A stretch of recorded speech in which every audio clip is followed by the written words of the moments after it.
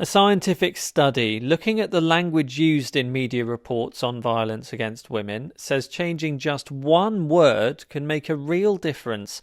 I've been speaking to psychologists Ursula and Julia from Heidelberg in Germany.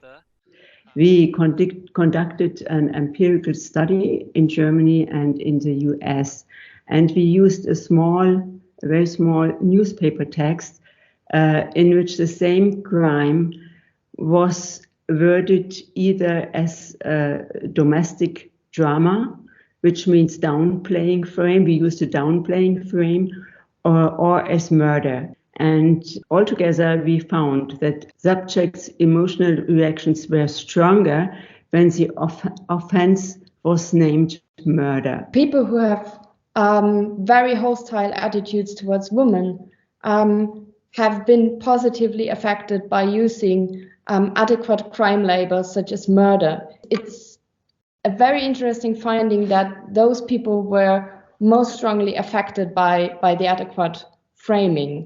One of their conclusions is the need for guidelines on how the media should cover stories. Exactly that has already existed for reporting suicides for nearly 30 years.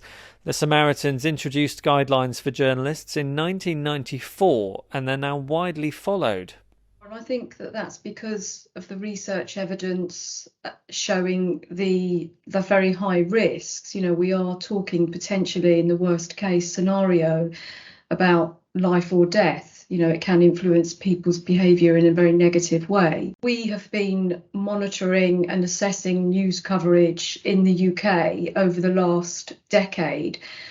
And what that data shows us is that there is much greater understanding among journalists of the sensitivities and risks when it comes to covering this topic. So we're now asking, should this happen for violence against women too?